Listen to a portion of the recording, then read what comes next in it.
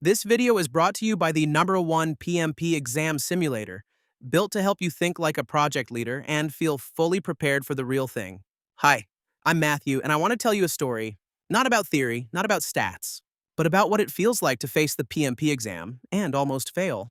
It was a regular Monday morning, half-drunk coffee, scrolling Reddit, and for the 100th time I typed, "What's the best PMP exam simulator? 6 weeks to go.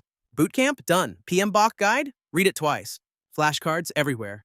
But I still didn't feel ready. I figured I was just nervous. So I took a full-length mock exam. And I bombed it. 62%. I just stared at the screen. I knew the content, process groups, formulas, all of it.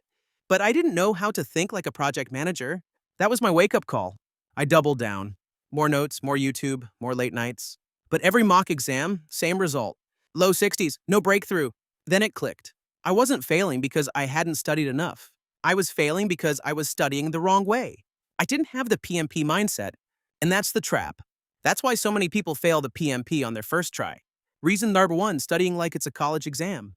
We memorize inputs, outputs, formulas, but that's not what the PMP is testing. It's testing how you think, how you lead, how you manage conflict and make tough decisions. It's not about what's technically right. It's about what's best for the project. That shift took me a while to understand. I remember this one question. A team member is underperforming and the project's behind schedule. What do you do? I chose escalate to their manager. PMI wanted coach them, empower them. I answered like an engineer.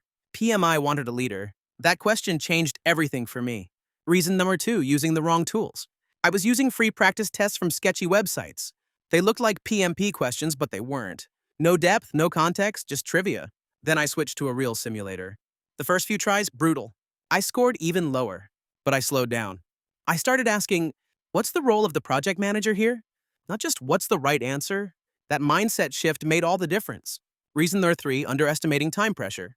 No one talks about this enough. The PMP is nearly 4 hours long. Each question feels like a mini case study.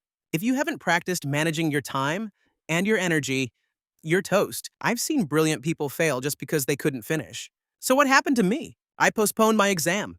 Gave myself 3 more weeks.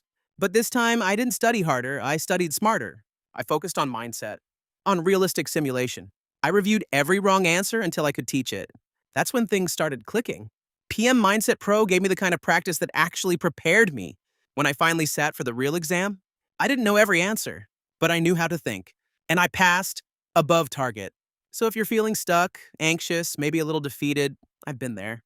Before you spiral, pause and ask yourself, am I memorizing? Or am I training to lead? Am I simulating the exam environment? Or just cramming and hoping? Because the PMP isn't about being perfect. It's about thinking like a leader, under pressure with limited info. If this helped you, drop a comment. Tell me where you're at in your PMP journey. And if you want more honest stories and real strategies, subscribe. You've got this. I'm cheering you on.